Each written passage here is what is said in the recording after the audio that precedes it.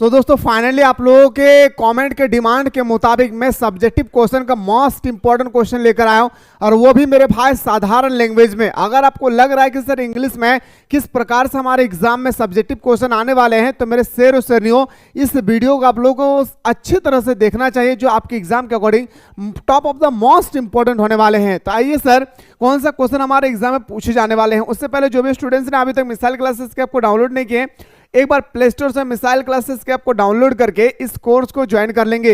ये online test series है मेरे शेर शेरनियों, जो झारखंड में पहली बार स्टार्ट हुई है, जहां पे हर एक बंदा यहां पे आके टेस्ट लगा रहे हैं। मैं चाह रहा हूं कि आप भी आए, इसमें टेस्ट लगाएं और अपने तैयारी को बेहतर बनाएं, मात्र 99 रुपया में। आइए सर, पहला क्वेश्चन आपकी स्क्रीन पे मैं हिंदी इंग्लिश दोनों में लेकर आया हूं, ताकि मेरे शेर शेरनियों आप लोगों को समझने में कोई दिक्कत नहीं होनी चाहिए। कुछ स्टूडेंट्स कह रहे हैं कि सर क्या आपको इंग्लिश नहीं आती है, कि जिस कारण से आपने हिंदी इंग्लिश दोनों लेकर आए। मेरे भाई ये बात तो सच है कि मुझे इंग्लिश नहीं आती है और ना मुझे पढ़ाना ही आता है, लेकिन एक बात मैं बता दूं मेरे दोस्तों, अगर मुझे पढ़ने, अगर हमारे अंदर में नॉलेज होती, हमारे अंदर में ज्ञान होता, तो आज मैं नौकरी नहीं करता। आप ही बताएं मेरे भाई, मेरे अंदर में नॉलेज नहीं है, इसीलिए तो मैं आप लोगों को स्टडी करा रहा हूँ ना भाई, समझ पा रहे ना। याद रखना है, इसीलिए मैं कहता हूं कि मेरे मुस्कुराहट पर भी मेरा गुस्सा होता है, इस बात को याद रखना है मेरे शेर और शेरनियों।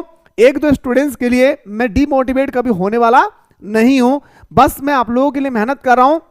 मैं चाहता हूं तो सिर्फ इंग्लिश में बताते, क्या जरूरत है मेरा इतना मेहनत करके इनको इंग्लिश में, इंग्लिश से हिंदी में ट्रांसलेशन करो, फिर से टाइप करो, फिर से प्रेजेंटेशन बनाओ, फिर आप लोगों को बताऊं, क्या जरूरत है मेहनत करने का।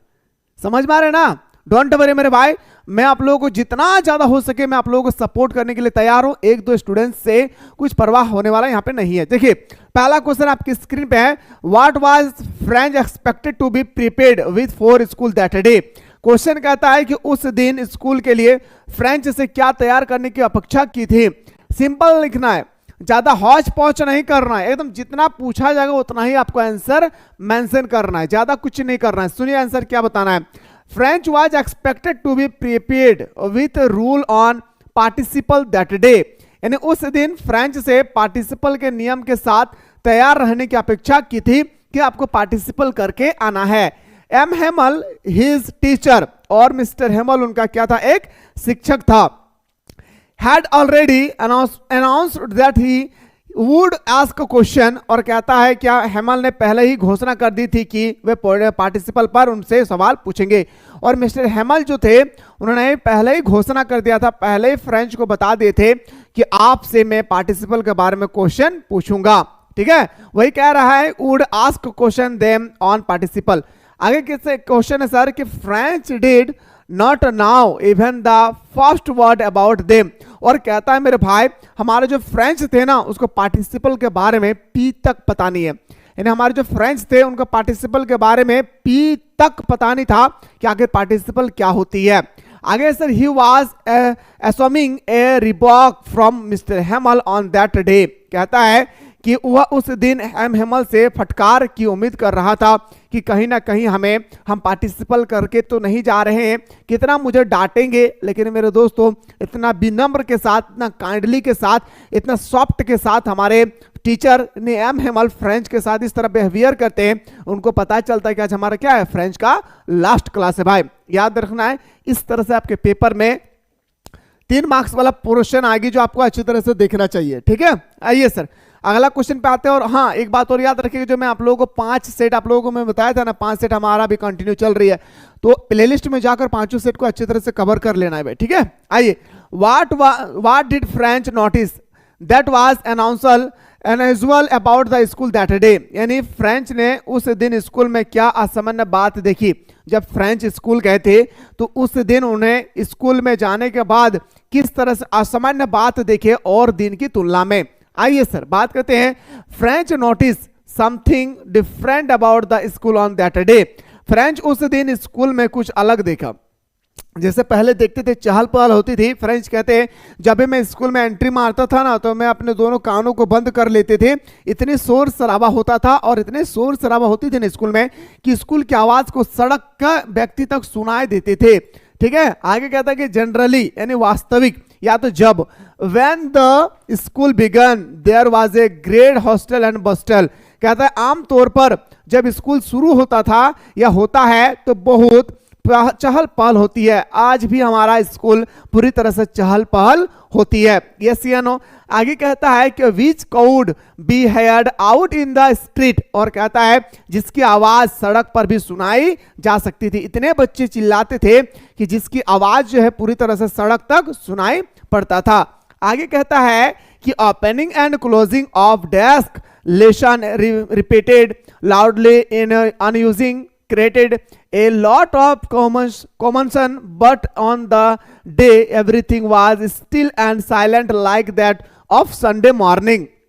कहता है डेस्क खोलना, जैसे हम लोग बचपन में जाते थे ना भाई स्कूल में, डेस्क को कभी खोल रहे हैं तो कभी लगा रहे हैं। इस तरह से क्या होती थी ना मेरे दोस्तों, हमारा कंपटीशन चलता था हमारे जमाने में, आपके जमाने में पता नहीं है। इतना मजा आता ना मेरे भाई, इसलिए कहा जाता है कि स्वर्ग का थोड़ा सा हिस्सा स्कूल में भी देखने को मिलता है ना भाई। स्कूल से अभी हम लोग निकल जाएंगे ना 3 मार्च के बाद, तब एहसास होगा कि आखिर स्कूल लाइफ क्या होती है। ठीक है, तो डेस्क खोलना और बंद करना एक स्वर में जोर से दोहराए जाने पाठ से काफी हलचल होती थी, लेकिन उस दिन सब कुछ शांत और सन्नाटा था जिस दिन हमारा फ्रेंच लैंग्वेज का लास्ट क्लास थी। जैसे रविवार की सुबह होती है वैसे ही पूरी तरह से हमारे क्लास जो है पूरी तरह से शांत नजर आ रहा था। यह पूरी तरह से असामान्य और आश्चर्यजनक बात था कि आज हमारा संडे भी नहीं है, लेकिन इतना अशांत हमारी स्कूल कैसी है जिसकी आवाज सड़कों तक सुनाई पड़ रही थी। आखिर आज क्या हो गया है जिस कारण से हमारा स्कूल जो है पूरी तरह से शांत हो गई है। जब मेरे भाई स्कूल में एंट्री मारते हैं हमारा फ्रेंच, तब उनको पता चलता है कि हमारे स्कूल में आज हमारा फ्रेंच लैंग्वेज का लास्ट क्लास है, जिस कारण से सारे हमारे जो विलेज एल्डर थे वो भी पिछले के बेंच में जाकर बैठकर सुन रहे हैं। याद रखना है, ये क्वेश्चन आपके एग्जाम में मोस्ट इंपॉर्टेंट बनेगी। क्वेश्चन देखना है अगला है sir, what had been put upon on the bulletin board, यानी बुलेटिन बोर्ड पर क्या लिखा हुआ था। जो बुलेटिन बोर्ड मैंने आप लोगों को समझाया था, जिन्होंने फाउंडेशन कोर्स को क्रैश कोर्स को ज्वाइन किया उन लोगों को अच्छी तरह से पता है। मैंने पिक्चर के साथ आप लोगों को दिखाया था कि बुलेटिन कोड या बुलेटिन बोर्ड किसे कहते हैं। मैंने बताया था कि चौराहे पर लगा होता है ना। तो क्या है बुलेटिन बोर्ड पर आखिर क्या लिखा हुआ था। For the last 2 year every important news of public announcement was put up on the bulletin board like the lost battle, the draft, the order of the commanding officer etc. कहता है पिछले 2 साल से हर महत्वपूर्ण खबर या सार्वजनिक घोषणा बुलेटिन बोर्ड पर लगाई जाती थी।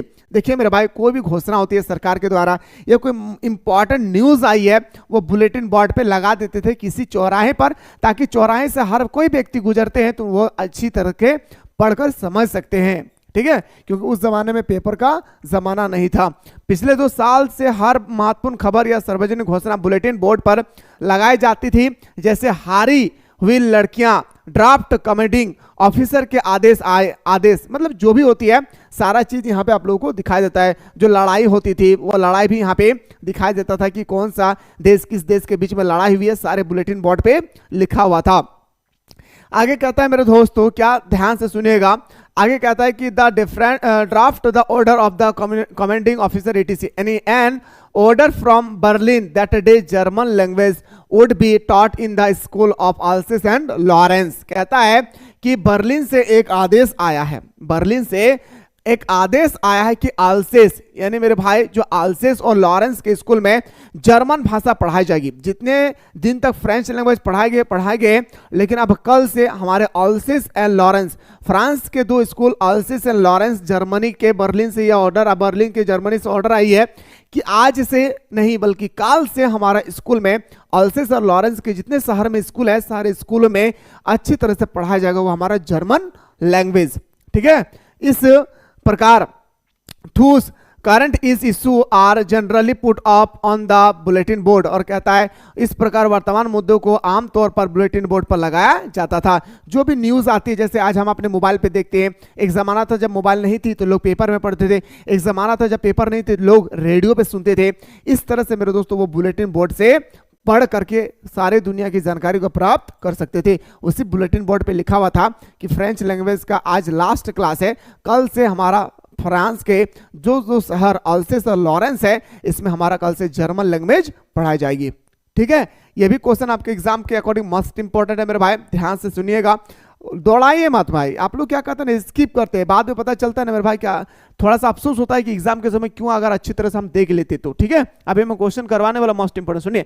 What did French notice that was unusual about the school that day, ये मैंने अभी आप लोगों को तुरंत बताया था। ठीक है, आइए सर बात करते हैं अगला क्वेश्चन की, how did French feeling about M Hamel and school change, M Hamel और स्कूल के बारे में फ्रेंच की भावना किस प्रकार बदली। जो हमारा फ्रेंच था, फ्रांज जो थे, फ्रांज, उसकी किस भावना जो है किस प्रकार से बदल गई, वो आपसे पूछा गया है।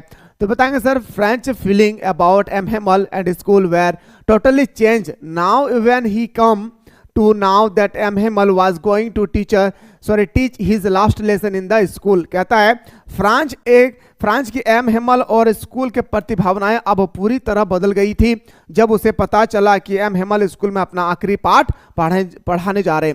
जब हमको पता चलेगा ना मेरे भाई कि आज हमारा आखिरी दिन हो हमारे स्कूल में, तो हमारे आंखों से आंसू आ जाती है। इसी तरह से हमारे जो एम हेमल थे, उनको अच्छी तरह से पता है कि आज के बाद हमें कल से इस स्कूल में पढ़ाने नहीं मिलेंगे, और हाँ यहाँ तक ही नहीं बल्कि हमारा क्वार्टर भी चेंज कर दिया जाएगा। इसी के बारे में मेरे दोस्तों वो भावना उसके अंदर में घुसा हुआ था। एम हेमल में अपना आखिरी पाठ पढ़ाने जा रहे हैं। आगे कहता है, क्या कहता है मेरे भाई, it was a thunder clap for him, और कहता है यह उसके लिए एक वज्रपात था। मतलब ये एक थोड़ा सा दुखद वाली खबर थी कि आज इतने सालों से, मैंने 40 साल से यहाँ पे स्टडी करा रहे हैं और आखिरकार मुझे यहाँ से छोड़कर जाना पड़ रहा है, और यहाँ तक ही नहीं बल्कि हमारा रूम भी खाली करने के लिए कह रहा है। ठीक है, आगे sir, the order for Berlin से ऑर्डर आई है, around patriotic feeling in him, कहता है बर्लिन से मिले आदेश ने उसे अंदर देशभक्ति की भावनाएं जगा दी है, और बर्लिन से जो ऑर्डर आई है उसके अंदर में जो देशभक्ति की भावनाएं थी उसको डबल कर दिया है, दुगुना कर दिया है। उन्होंने यही समय कहा था, French language is the most beautiful language, French language is the most clearest language, यार French language is the most logical language. यही 3 शब्द कहा था हमारे फ्रेंच ने जिस दिन उसका अंतिम क्लास थी। आगे कहता है, he felt sorry for not learning his lesson, और कहता है हमारा फ्रांच कि उसे अपना पाठ ना सीख पाने का दुख हुआ। हमारे जो फ्रांच थे उनको अपना पाठ नहीं सीख पाने का पूरी तरह से दुख हुआ कि मैं इतने साल तक अपने सर के क्लोजली में रहा लेकिन हम अपना भाषा नहीं सीख पाए।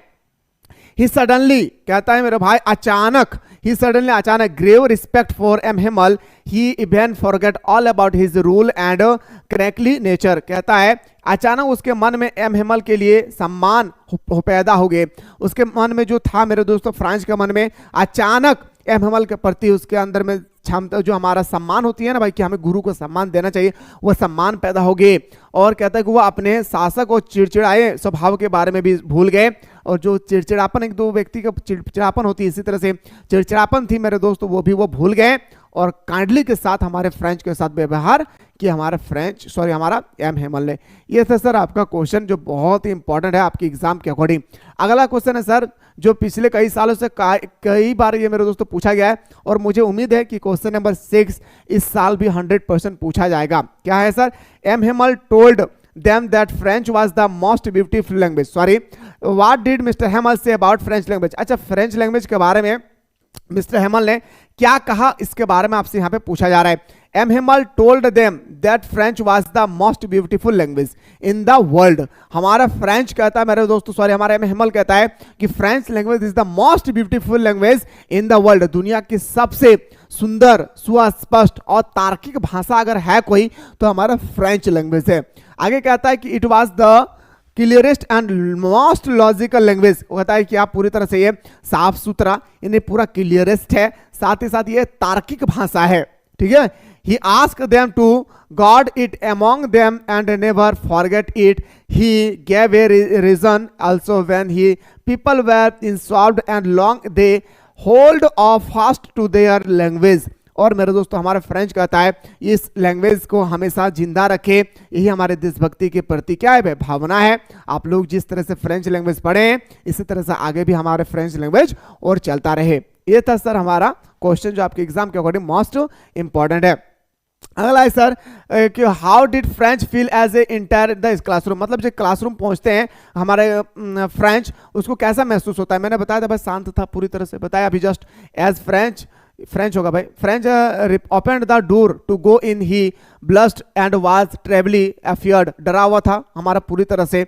जो फ्रांस था वो डरा हुआ था, कहीं मुझे सर डांटेंगे नहीं क्योंकि मैं पार्टिसिपल करके गया था नहीं। His fear was that he would be scolded for arriving late, और इस कारण से भी डर रहा था कि मैं एक्चुअली मैं होमवर्क भी नहीं किया हूं और मैं लेट से पहुंच रहा हूं। इस तरह से मेरे दोस्तों एक क्वेश्चन और इंपॉर्टेंट बनती है, और चैलेंज का था मेरे भाई, अगर पहला टॉपिक से अगर क्वेश्चन पूछेगी ना तो इससे बाहर आपके पेपर में नहीं आएगी, नहीं आएगी, नहीं आएगी। क्वेश्चन है sir, why did Hemal put on his special dress, आखिर हमारे मिस्टर हेमल ने विशेष पोशाक क्यों पहन रखी थी। तो अब पता है मेरे भाई ये पोशाक इसलिए पहन रखी थी क्योंकि उनका अंतिम क्लास था। कहता है कि Hamel had a special dress to wear on inspection and prize day, जब ये ड्रेस जब तब पहनते हैं हमारे मिस्टर हेमल जब प्राइज डिस्ट्रीब्यूशन होता है या पेरेंट्स का मीटिंग होती है, उस समय मेरे भाई हमारे मिस्टर हेमल ये ड्रेस पहनते हैं। ई कॉन्सिडरेट ऑफ ग्रीन कोट, और क्या पहना हुआ था, green coat, silk and frilled shirt. That day also he had put on the same dress because it was his last day at school. He was replaced by a German teacher. ये इसलिए पहन के आए थे क्योंकि ये French का last class है, साथ ही साथ ये क्लास हमारे अंतिम क्लास है। आज के बाद इस क्लास में एक आएगा हमारे जर्मन लैंग्वेज, ठीक है, जर्मन का टीचर आएगी जो जर्मनी भाषा पढ़ाएंगे। ये था सर हमारा मोस्ट इंपॉर्टेंट क्वेश्चन आपके एग्जाम के अकॉर्डिंग। अब आते हैं सर अगला पहला क्वेश्चन आपके सामने कि साहिब कौन था, हु इज साहिब। क्वेश्चन देखिए बहुत स्किप करने में आप लोग आगे रहते हैं, स्किप करने में बहुत आगे रहते हैं। एग्जाम हॉल में पता चलेगा कि आखिर स्किप का नतीजा क्या आता है, सच बता रहा हूं। और आने वाले जनरेशन जो है ना उनको हमेशा बोलिएगा कि मिसाइल क्लासेस के एप्लीकेशन पे जो 1 अप्रैल को हर साल न्यू बैच स्टार्ट होती है ना क्लास 12 का, वो एनी हाउ ज्वाइन करेंगे। मात्र 399 रुपीज में पूरे साल भर रगड़ के तैयारी करवाता हूँ। पहले सब चैप्टर को समझाता हूँ, फिर ऑब्जेक्टिव बताता हूँ, फिर सब्जेक्टिव बताता हूँ, मॉडल पेपर बताता हूँ, प्रीवियस क्वेश्चन देता हूँ, वीकली टेस्ट देता हूँ, ब्लूप्रिंट क्वेश्चन देता हूँ, सिलेक्टेड क्वेश्चन देता हूँ, crash course free, chapter wise online test series free, इतने सारे चीज प्रोवाइड किया जाता है। इसलिए मेरे शेर सुनियो, एग्जाम के प्रति तो डर सबको लगता है, लेकिन इस डर के पीछे भी जीत होती है। जो बच्चा साल भर से पढ़ाई कर रही है ना मेरे भाई, उनको अंदर में इतना डर नहीं है जितना 2 महीना के लिए सोचते कि मैं 2 महीना में सब पढ़ के मैं खत्म कर दूंगा। इसलिए जब न्यू क्लास स्टार्ट होगी, जब नया सेशन स्टार्ट होता है स्कूल में, उसी समय मन लगा के पढ़ा कीजिए चैप्टर वाइज। साहिब कौन था, what does he full name, उसका पूरा नाम क्या था। The full name of the boys is Sahib Alam, उसका फुल नाम क्या था, Sahib Alam. He is young rag picker, एक कूड़े बीनने वाला एक युवा व्यक्ति था वो। He lives with his parents in Seemapuri, वो कहाँ रहते थे मेरे भाई, वो सीमापुरी में रहते थे। कहाँ पे, दिल्ली में। कौन सा दिल्ली, ईस्ट दिल्ली में। हिज फुल नेम, उसका जो पूरा नाम था, full name represent Lord of the universe, याद रखिएगा उसका पूरा नाम था क्या, तो बताएंगे साहिब आलम, जिसका अर्थ होती है लॉर्ड ऑफ द यूनिवर्स। ये क्वेश्चन आपका पेपर में 2 मार्क्स का आ सकती है, जो बहुत ही इंपॉर्टेंट है। अगला, some time I find a rupee in the garbage, what does Sahib mean to say, कभी कभी तो मुझे इस कूड़े करकट में रुपया पैसा भी हाथ लग जाती है, वक्ता क्या बताना चाहता है। तो बताएं Sahib is a rag picker, Sahib एक क्या था, कूड़ा बीनने वाला था। He looks for some coin a currency note in the polite of fifth.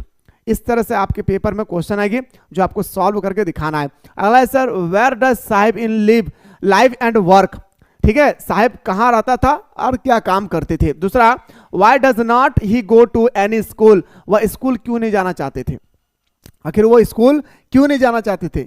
ये 2 क्वेश्चन है। साहिब कहता है मेरे भाई, the little rag picker, Sahib एक छोटा कूड़ा बीनने वाला लोग थे। लिव इन सीमापुरी, वो कहाँ पे रहते थे, सीमापुरी में रहते थे। It is a big colony of Bangladesh, his, और मेरे दोस्तों ये बड़ा सा कॉलोनी बांग्लादेश में रहा करते थे, ठीक है। He's who came from Dhaka in 1971, और मेरे दोस्तों 1971 में वो ढाका से आते हैं। He roams the street with his barefoot friend looking for a coin in garbage dump, और कूड़े बनने वाले कभी कभी मेरे दोस्तों उसको हाथ लग जाती थी क्या, तो बताएंगे सर वो कूड़ा बीनने वाले थे इसलिए वो स्कूल नहीं जा पा रहे थे, क्योंकि स्कूल जाने की कुछ डिसिप्लिन होती थी, इस डिसिप्लिन को वो फॉलो नहीं कर पा रहे थे। और एक बार वो पूछते हैं अपने राइटर से, क्या आपने हमारे स्कूल तैयार किए, ये भी क्वेश्चन पूछते जो ऑब्जेक्टिव में आती है भाई, ठीक है। अगला देखिए, what is Saheb looking for in the garbage dump, खतरनाक क्वेश्चन है।